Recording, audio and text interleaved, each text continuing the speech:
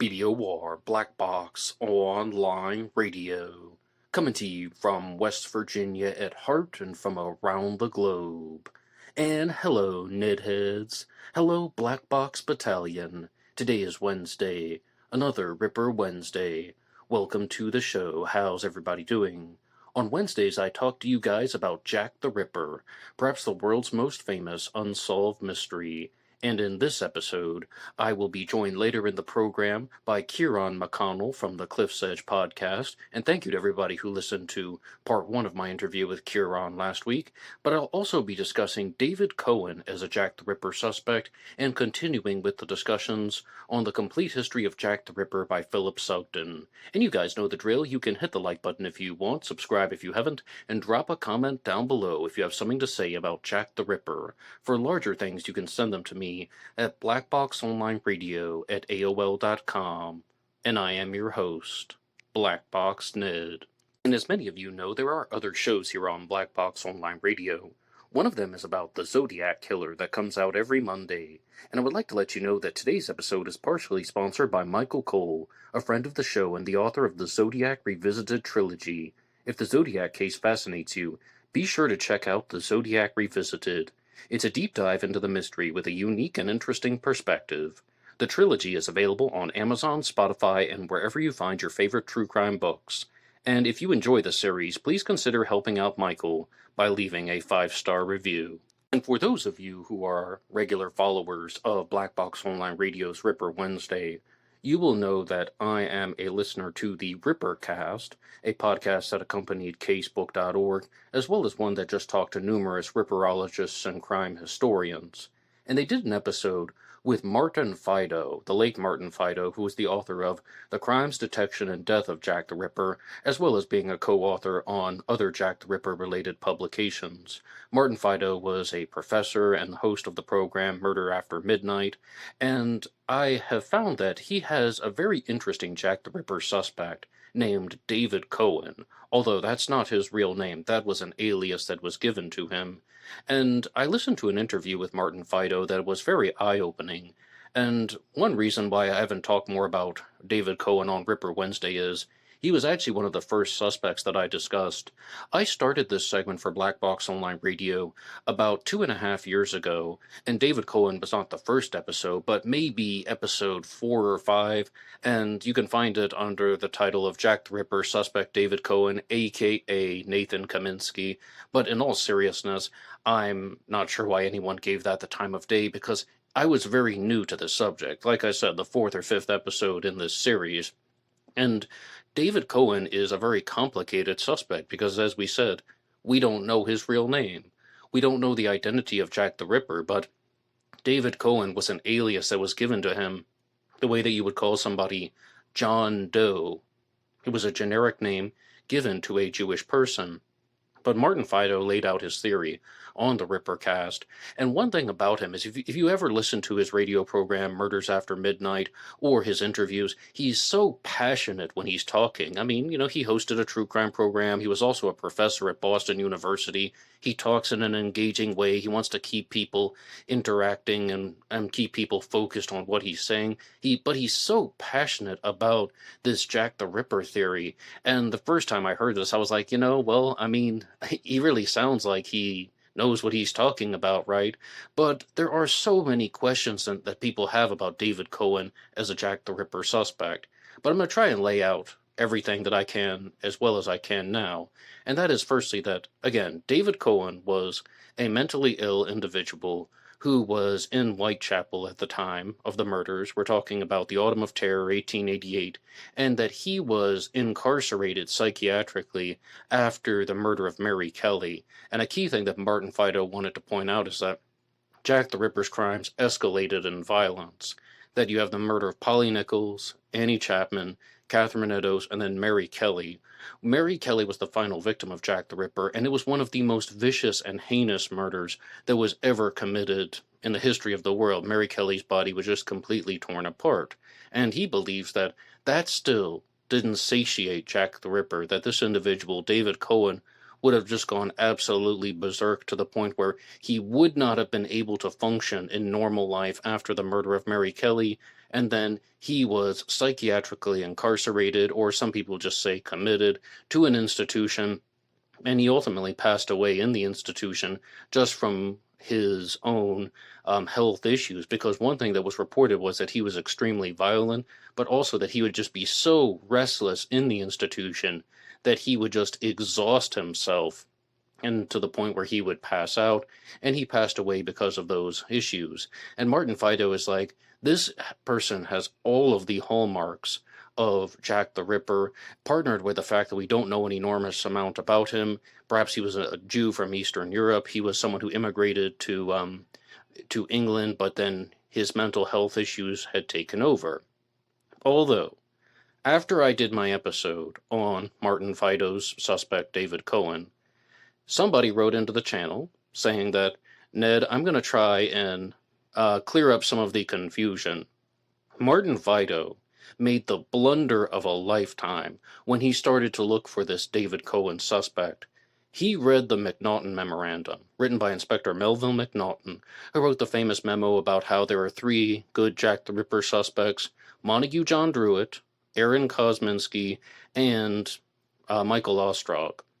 But when it came to Kosminski, he was almost thinking that it's not actually referring to the famous Aaron Kosminski. The McNaughton Memorandum could be referring to somebody else. Martin Fido apparently thought that, and this person who wrote into the channel said Martin Fido made the blunder of a lifetime that would forever haunt his Ripperology legacy, and that is that he thought that the McNaughton Memorandum was talking about a highly possible suspect that was not Aaron Kosminski. So he's starting to look around, and he found this Nathan Kaminsky, who could have been David Cohen, who was incarcerated, and then a very violent inmate that passed away in the asylum. Again, not a lot of information is about him, and Martin Fido openly said, even back in 2008, that he still had no idea about the person's legal name. Someone asked him that direct question. Well, what about Nathan Kaminsky? Didn't you say in the past you thought this guy could be Nathan Kaminsky, or that's an alias that he would have used? Martin Fido had to backtrack completely and say, I don't have any certainty of that now. I mean, yes, I said that in the past, but I'm going to put that on the back burner. But he's still defending David Cohen as a Jack the Ripper suspect. But, I mean, I completely saw what that challenger was saying. They're like, the whole reason why he was looking into David Cohen, Nathan Kaminsky in the first place was he thought that the Melville McNaughton Memorandum was actually referring to somebody who was not Aaron Kosminski, the most famous Jack the Ripper suspect. He thought that this could have been referring to somebody else, so he began exploring that. And did he just happen upon someone who was a reasonable Jack the Ripper suspect? Well, it seems like he passed away believing that some way, somehow, he found the actual Jack the Ripper, and then it just turned out to be somebody with a similar name. I mean, he wasn't even convinced, though, that David Cohen and Nathan Kaminsky were the same person by the end. So that really just brings up a lot of confusion, and I hope that all of that came together. Yes, there was a guy named David Cohen who was incarcerated. He was actually also given another alias, Aaron Davis Cohen, and again, that's just a generic name like John Doe for somebody who was Jewish. They did not know his real identity. So I'm just thinking, okay, you're claiming that you have solved the Jack the Ripper case. Let's say hypothetically, if Martin Fido were right, and that he's identified Jack the Ripper as this David Cohen, well, we still have no idea who he was. I mean, if at the very least you could say something to the effect of, okay, well, this is what happened to Jack the Ripper, but still no identity. You would not really have the Ripper's true identity, just somebody who was mentally ill and deranged. Well, we already knew that, of course, right? But I just really think that would be somewhat of an unfortunate ending to the Ripper saga if it turns out that David Cohen was indeed Jack the Ripper. And for the purposes of this episode, I'm simply going to refer to him as David Cohen. Martin Fido even said he doesn't think that the name Nathan Kaminsky would even apply anymore. But let's continue with some of the other observations that were made by Martin Fido, and that is, interestingly, he did not completely believe that Martha Tabram was a victim of Jack the Ripper. Not saying that it was impossible, just that he didn't completely accept that she was killed by the Ripper. And I don't, but I think there's a very high chance that she was, just not completely there. But even more interestingly, Martin Fido said very clearly on the Rippercast that he also was not certain that Liz Stride was murdered by Jack the Ripper. He thought it was possible, just not completely convinced. And, I mean, I've definitely had those doubts too, but you may have heard me list off the Jack the Ripper victims at the beginning. Polly Nichols, Annie Chapman, Catherine Eddowes, and Mary Kelly, talking about the escalation in violence. I did that for a very specific reason, because Martin Fido was not convinced that Liz Stride was killed by Jack the Ripper. So I think for his theory to work, you would just have to say that there were two killers, some type of unrelated murder happened in London on September 30th of 1888 at Berners Street, that somebody cut Liz Stride's throat, and it was just a pure coincidence that 15 to 40 minutes later, Catherine Eddowes was murdered in Mitre Square. Then they started talking about the Goulston Street Graffito, because after the murder of Catherine Eddowes, there was a message that was written on the building that said, "The Jews are the men that will not be blamed for nothing," something to that effect. And Martin Fido took a very strong stance that he said he did not believe that that message was written by Jack the Ripper, and he thought that that was actually a dispute between a Jewish worker and somebody who felt that they had been ripped off by this person, like it was over some type of business or financial dispute, and some angry guy wrote, "The Jews are the men that will not be blamed for nothing," calling this person a cheater or someone who had not fulfilled an agreement, that was the true interpretation of the message. And out of everything that I heard in this discussion, I was just thinking, this might be the most clear-headed approach to it all. I told you guys when I did my Goulston Street Graffito episode that I had a big reversal. I had a big reversal on this, and I thought, all right, for the longest time I thought that the Goulston Street Graffito was not written by the Ripper. Then I changed my mind and said, yes, it was. Although Martin Fido did provide a big challenge when he's just saying, look at the context of how this is written, look at where it's written. This is somebody who has written something that is talking about a Jewish person, calling them out, and trying to put the blame on somebody. Although the part that I'm not completely convinced of is he thought the Goulston Street Graffito was written by an Englishman who was using a type of Cockney accent in literal terms, like the way that you would transcribe a Cockney English accent, and that's why it says the Jews are the men that will not be blamed for nothing, and Jews is misspelled. Now, that just goes into the category of no comment. What I tell you guys on Black Box Online Radio is, I rarely hold back what I genuinely think, but I really am uncertain about that, and you can hear the doubt in my voice. I mean, I'm just a little bit blindsided by that you would think that the Jews are the men that will not be blamed for nothing is an English Cockney accent, and that's how people with English Cockney accents talk, so that's how this person wrote. Someone who knew how to write the English language, just not very well. And I mean, what do you think about that? Do you think the person who wrote the Goulston Street Graffito was English? Let's use that as a challenge question. But the whole thing about how that is related to a business dispute and somebody felt cheated by this person, so that's why they wrote the message. I mean, it certainly doesn't say anything about Jack the Ripper. It certainly doesn't say anything that was used in the Jack the Ripper letters, if those are indeed authentic. And it also doesn't say anything that would talk about killing and bloodletting, and the Ripper wants to go after women and whores, like he would say in his letters. So, I mean, I understand the train of thought that's going there, but I also, an English Cockney accent, is that why the Goulston Street Graffito was written?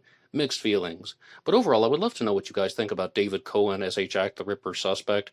And, it really just is so hard for me to evaluate this particular suspect because I have no idea who he was. All I've gathered is that he was from Eastern Europe, he was Jewish, he did not use the name Nathan Kaminsky, even if you see that online. We have no photos of him. I was using an illustration of this guy for my previous episode 2.5 years ago. It appears that was absolutely not David Cohen in the photo, so I apologize for that. Or the illustration was a drawing, like an illustration. So excuse me, I apologize for that. We don't know what he looked like. All we really know is that he was incarcerated in an institution. I use the term psychiatric incarceration. He was committed, institutionalized, and he was very violent and unruly, in strong contrast to the Aaron Kosminski, who is the famous Jack the Ripper suspect, who was committed in 1891, who really developed a lot of his mental health issues after 1889, and then Aaron Kosminski would pass away perhaps in 1919 in the institution. Maybe. Aaron Kosminski has his own questions. But do you think that Martin Fido was onto something? I mean, I can read your comments. I read comments from a lot of people who think that David Cohen was Jack the Ripper. So I know that he's a widely discussed suspect, but he may have been going in some different directions.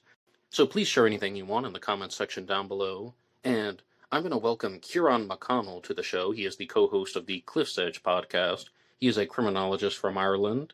And last week I played part 1, where we were talking mostly about the Jack the Ripper crime scenes. And in this one, we're going to talk about the suspects. And once again, share anything that you want. Let us know what you think about any of the Jack the Ripper suspects mentioned.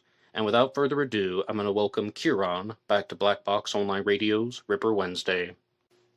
And right now, Kieran, I would like to use this as an opportunity to talk to you about the Jack the Ripper suspects out there. And first, may I ask, is there a particular Jack the Ripper suspect that has caught your attention?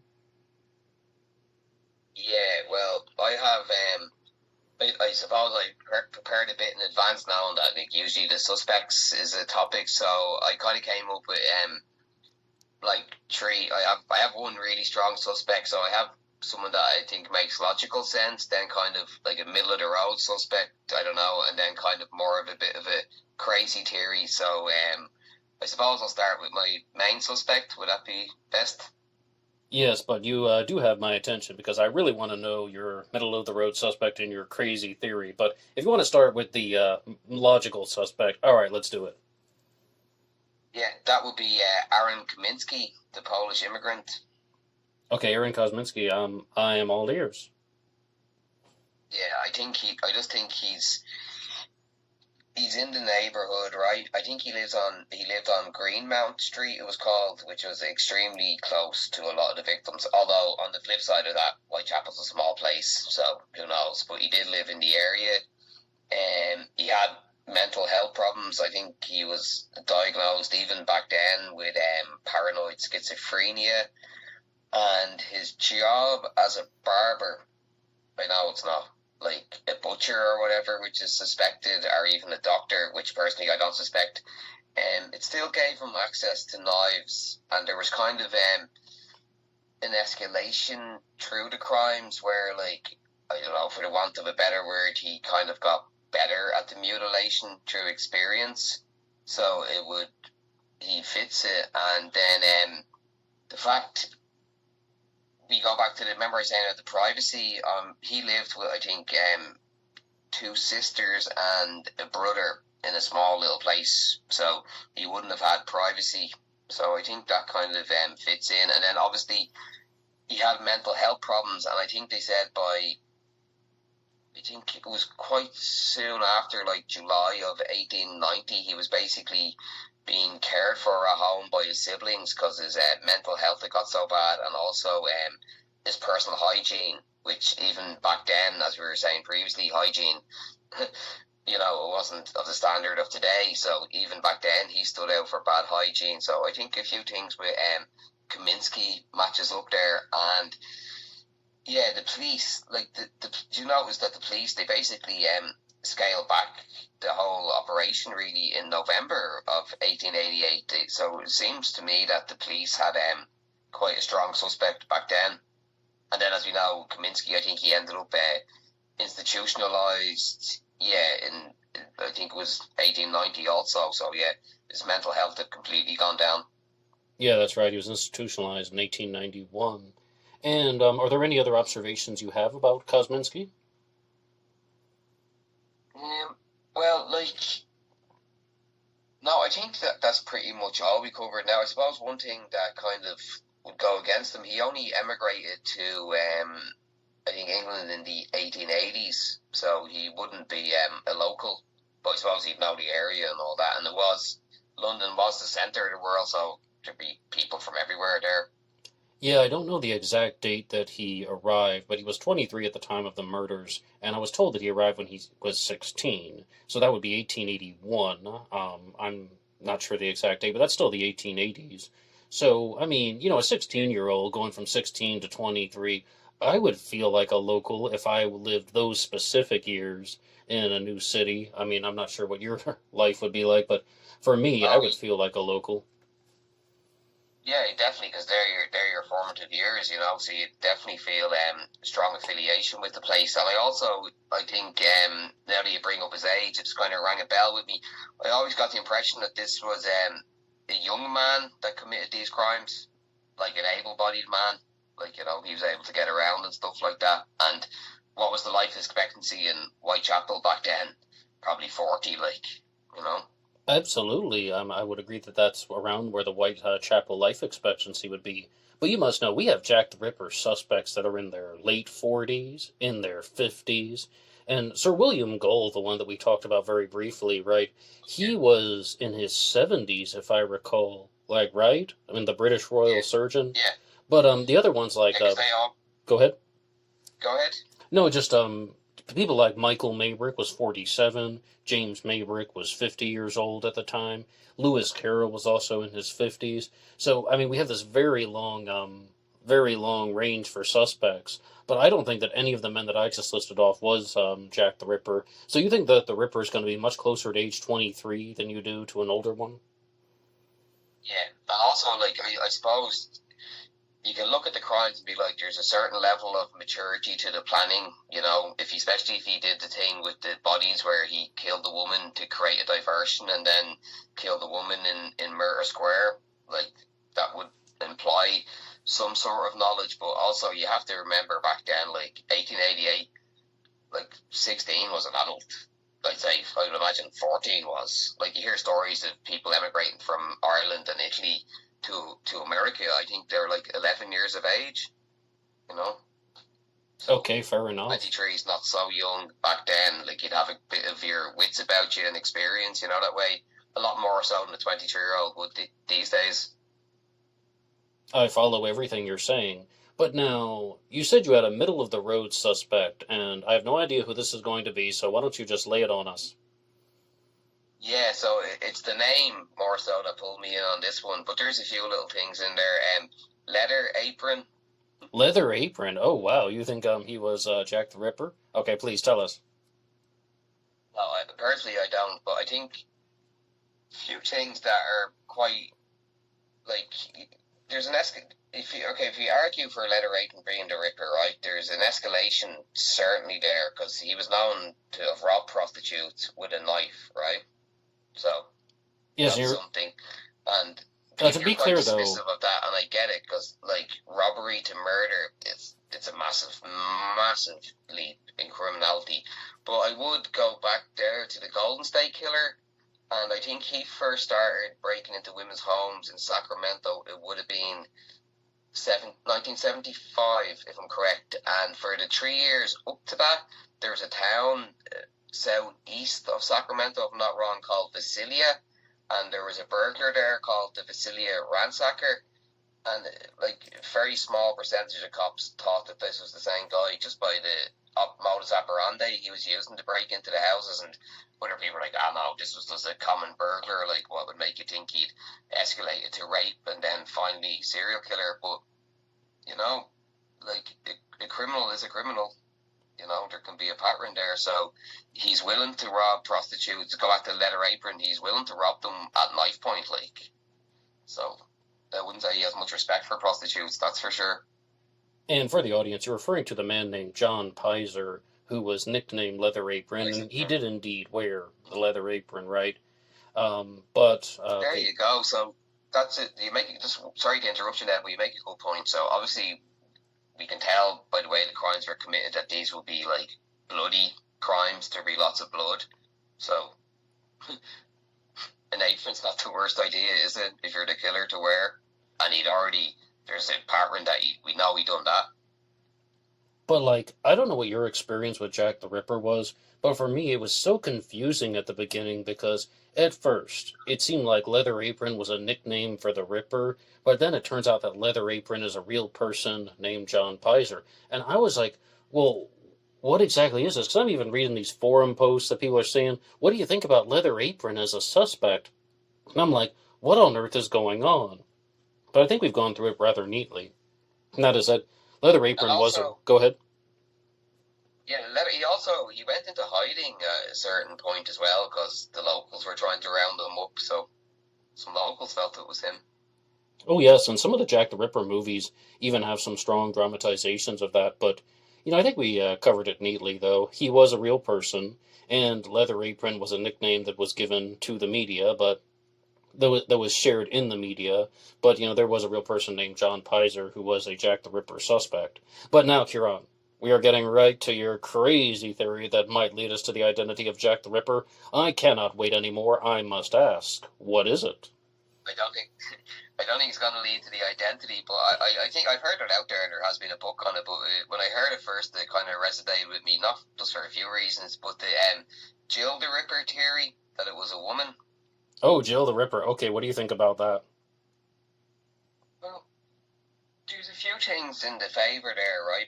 If you look at even today, if these crimes were to occur, automatically you're just going to suspect it's a male crime. Like, why wouldn't you? Yeah. So that could give a hiding, like a place to hide for the woman, and explain why they've never been apprehended. The motive is not so difficult to come up with. Her husband frequented prostitutes. Yeah.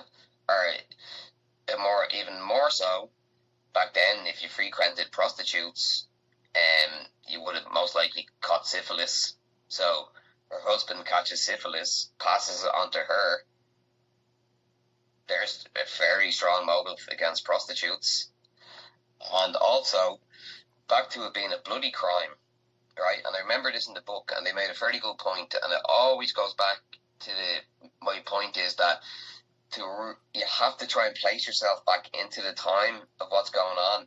And obviously Whitechapel was highly populated and overcrowded, so that meant that a lot of women would be having babies, and as you said, there wasn't hospitals, they were all home births. So people who were able to freely move around at night with absolutely no suspicion were midwives, and they were constantly coming and going from house to house. They could be covered in blood. Nobody was going to ask any questions. So could be a midwife, or she dresses like a midwife, or who knows, maybe Jack the Ripper thought of this, the man, and he decided to dress like a midwife. The streets are dark, he'd get away with it. And there's a history on this. I don't know if you know of a rather disturbing killer. He's from somewhere in America, I think the East Coast, but I could be wrong. His name is Hatton Clark. Yes. And he killed a woman and then disguised himself as that woman and left in her car. And they didn't track him for a long time based on this. So it's not beyond the realms of possibility. But as I said, it's my out there theory. Well, that definitely is a little bit out there, but you mentioned the murderer Haddon Clark, and I've done a couple things about him on Black Box Online Radio, and he is one of the most vicious murderers that I've ever talked about, because, it sounds like a very tragic story because he was extremely, extremely mentally ill. Maybe the way that Jack the Ripper was, this whole thing about mentally ill people can't commit crimes. It seems like this guy's dealing with some very intense mental illness, but as Kieran brought up, he was a cross-dresser. He did it very openly. He was even like... this is the story that I remember about him. It's that he told the authorities he would locate the body of a woman if he was allowed to wear women's underwear, if he was going to the crime scene. Just like, what on earth is going on? But, it's some very deranged stuff. Okay, though, Kieran. Go on. He made a lot of little, basically comic books as well, Hatton Clark did, where the cops were trying to decipher the comic books as to where bodies may be and stuff. Yeah, awful stuff, yeah. All right, though, but, do you want to talk about some other Jack the Ripper suspects and weigh the likelihood, or would you like to talk about a different aspect of the case? I suppose they'd be my three most interesting suspects. I find it interesting that your man, what was the guy's name that was the head of the vigilante group that got the letter? George something? George Lusk. Yeah, he became a suspect, right? And his wife, if I remember correctly, was quite of the opinion that he could have been Jack the Ripper, yeah. I have not heard that story before, that George Lusk's wife thought that he was Jack the Ripper. Well, hiding in plain sight. That stuff definitely happens.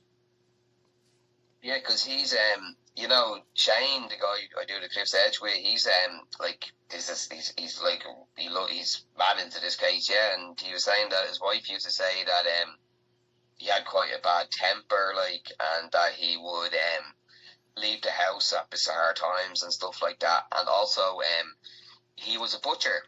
So I know I made the point about Kaminsky being a barber, but I think a butcher isn't the worst angle, because like what was happening to these women was butchery.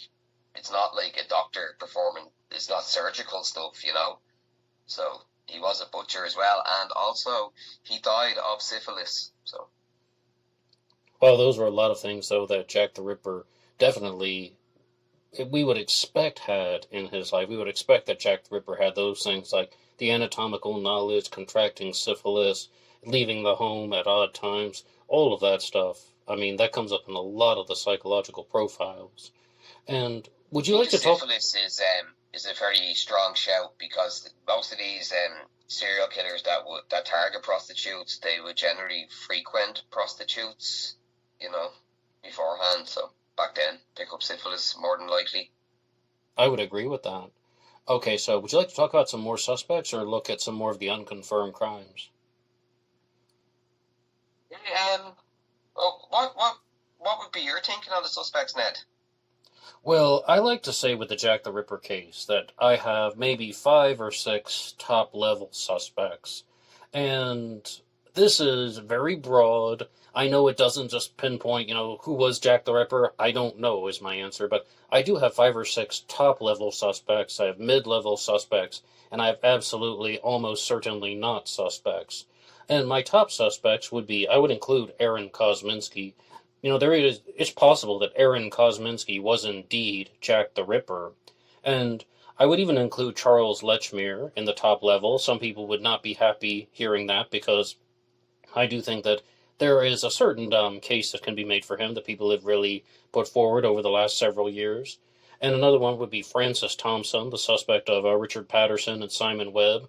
He is somebody who matches the psychological profiles very closely, especially when we get into that stuff that we were saying in the last segment about, how if Jack the Ripper were indeed an Englishman, someone who was, educated and articulate and also somebody who would have had anatomical knowledge. Francis Thompson was a failed doctor, most likely dealing with mental illnesses. That would be the third. And a fourth one would be Jacob Levy, another butcher with syphilis.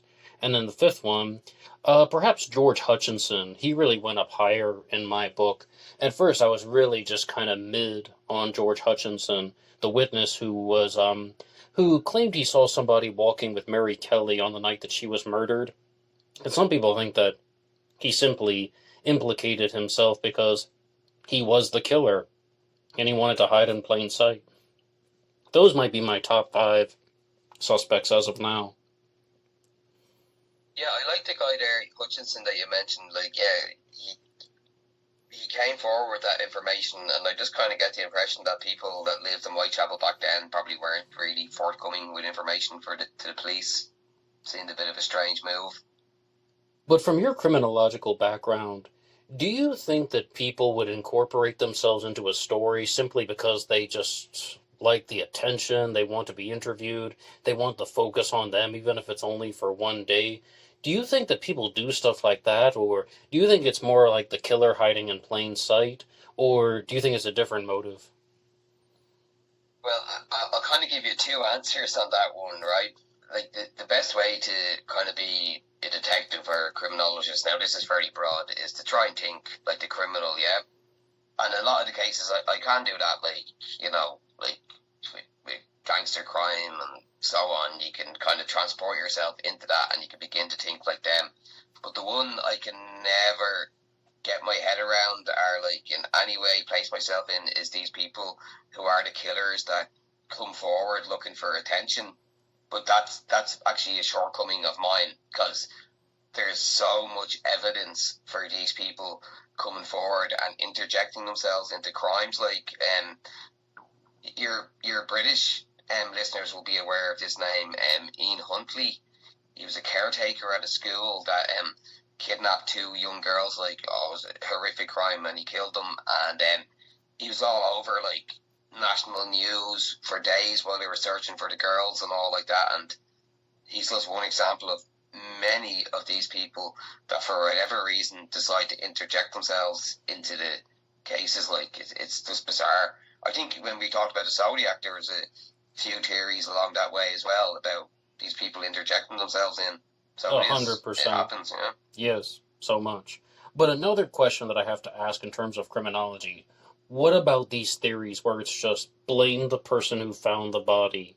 Because, like, say, for example, that is everything with this Charles Lechmere theory. You know, he found the body of Polly Nichols, and then he goes on to become a suspect. Do you think that that is more how criminals operate, or do you think that somebody has to find the body, and you can't blame that person every time?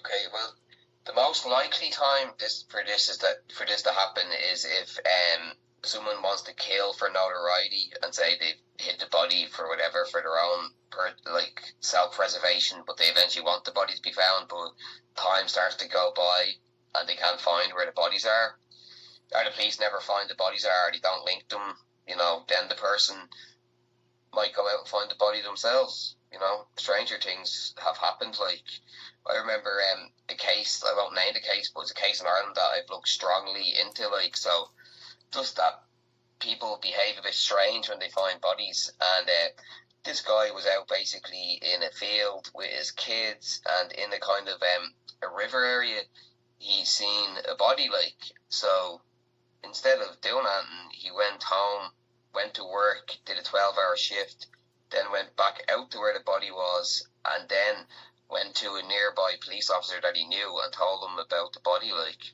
so, you know, people act strange in these situations. It does seem like that people can act strange because on a recent episode of Black Box Online Radio, I was talking about William Suff, who was the Riverside killer who interacted with law enforcement in a different way, in a friendly way.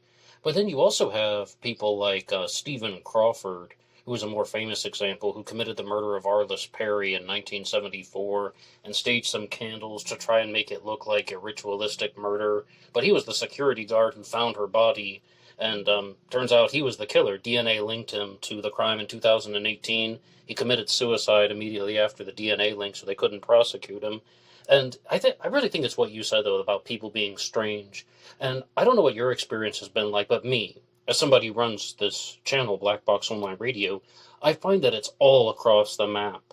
I'm starting to see all of these patterns fall apart where, you know, people just don't behave the same way every time when the crime is being committed. Okay, maybe maybe the killer was the person who found the body.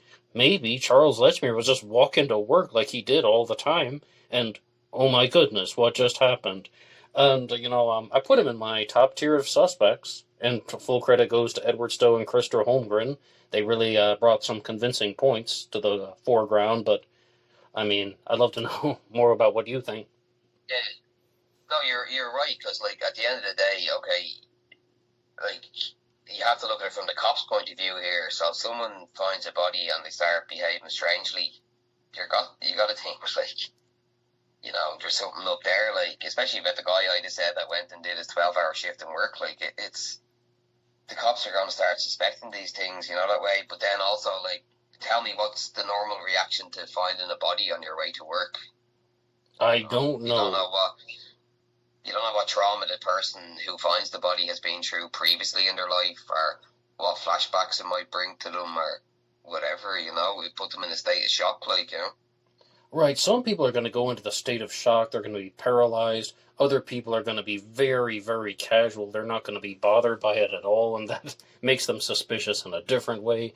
And that's another thing that really just, I find to be very confusing when we're trying to look at witness statements or potential suspects, and it comes down to, like, behavior and personality.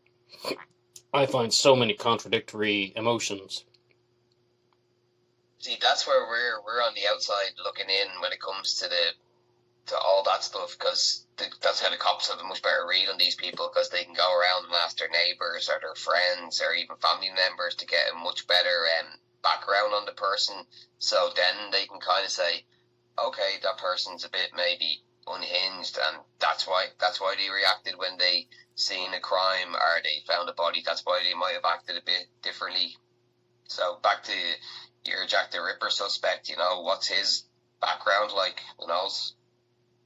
Right, but right now, Kieran, I would like to give you the floor and ask, do you have a final send-off for the listeners of Black Box Online Radio? Where can people get your podcast? How can people keep in touch? I'm going to give it over to you, and it's yours.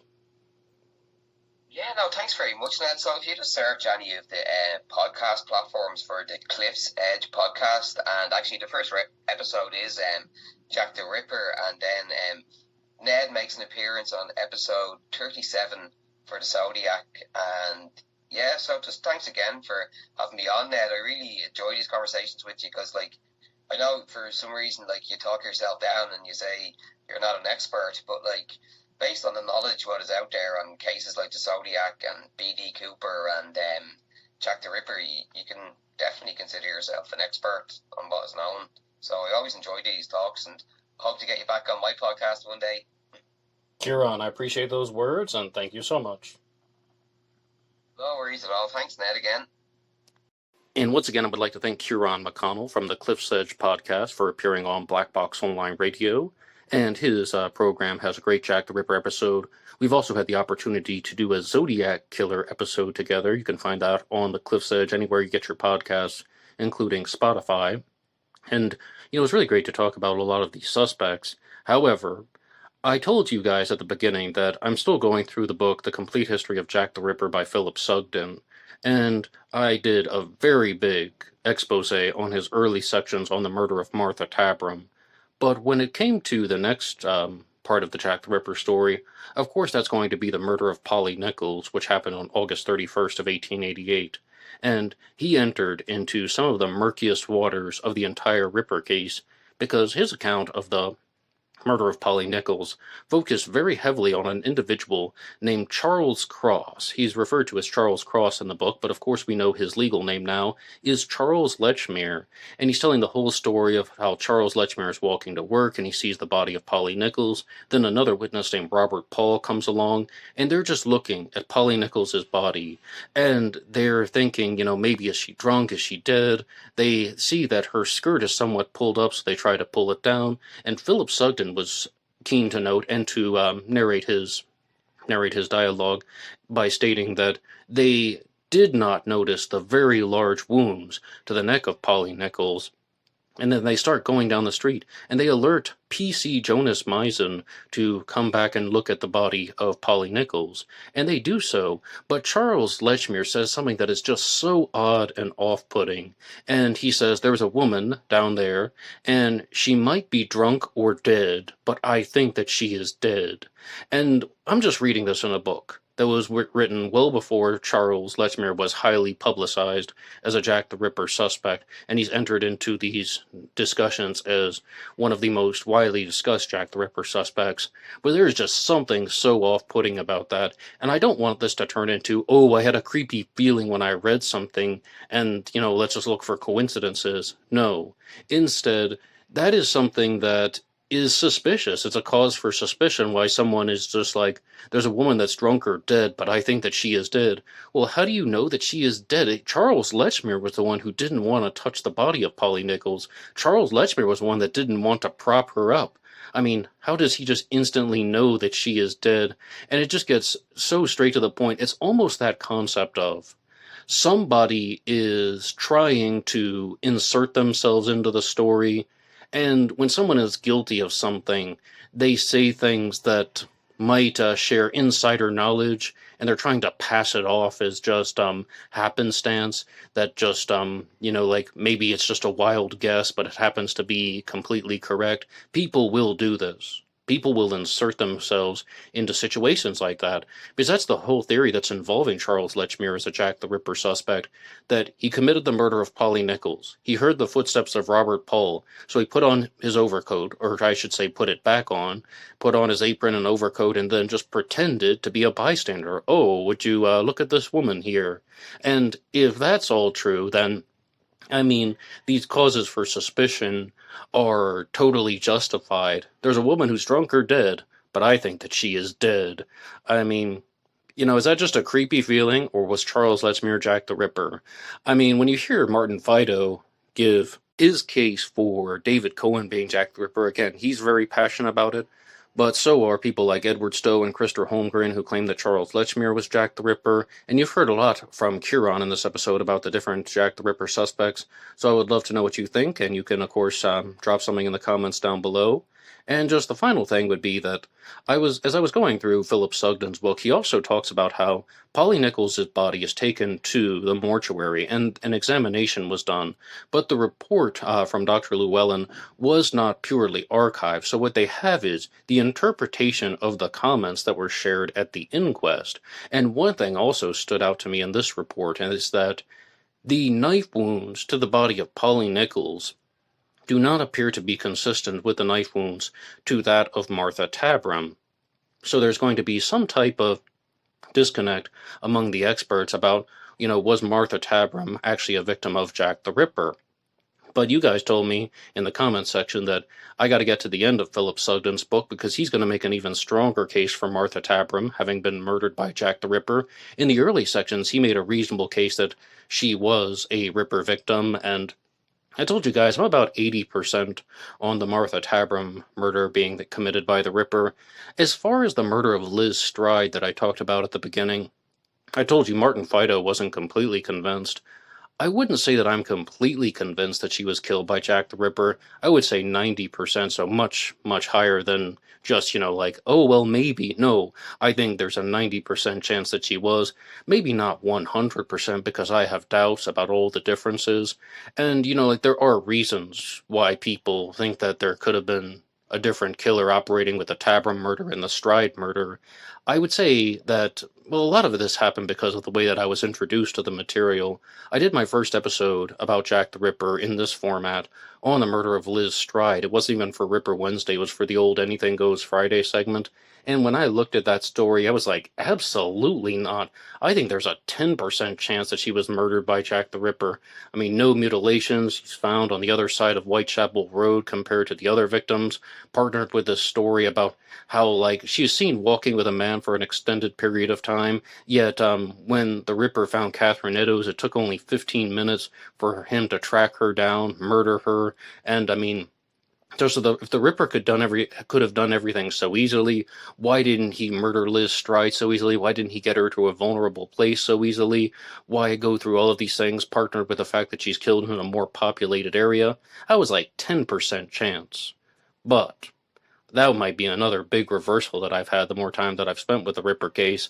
I've switched the numbers, take out the 10 and add in the 90, right? So 100%, 10 and 90. And then I was like, okay, now I see what people are talking about. 90% chance that Liz Stride was killed by Jack the Ripper, that the Ripper committed the Stride murder, made his way to Mitre Square and found Catherine Eddowes. Why did he find Catherine Eddowes so easily? Because she was out and about at that exact moment. That's how these crimes were committed. The Ripper eyed down women in vulnerable places. Catherine Eddowes was in a vulnerable place at that exact time. Absolutely terrible. Rest in peace to all the victims. Terrible, they're just in the wrong places at the wrong time, mostly. But I would love to know what you think about any of the suspects that we have discussed in this episode, especially David Cohen and Charles Letchmere. Please drop your ideas in the comment section down below. Thank you for listening to my interview with Kieran from the Cliff's Edge. Please check out his show, available on the podcast circuit. And this show also comes to you now 5 days a week. I'm talking about all types of different true crime stories here on Black Box Online Radio. The Zodiac Killer on Mondays, JonBenet Ramsey on Tuesdays, Ripper Wednesday that you're listening to now. And of course, I will be launching a new segment on the Black Dahlia murder, which will come out tomorrow on the murder of Elizabeth Short, an episode on the Black Dahlia that's going to turn into a multi-part series. I've always wanted to do a real deep dive into the Black Dahlia case, and now I think it's finally the time, so that will come out on the Thursday show, and on Fridays, of course, talking about D.B. Cooper. So if you're curious about Unsolved Mysteries, one more time, you can hit the like button and subscribe. And if you want to support all of these efforts, you can go over to buymeacoffee.com, buymeacoffee.com/blackboxned88, and that allows you to make a donation or contribution to help the show, and anybody who makes a donation will get a shout-out on Zodiac Monday. And I'll see you tomorrow for the debut of the Black Dahlia series. Until next time.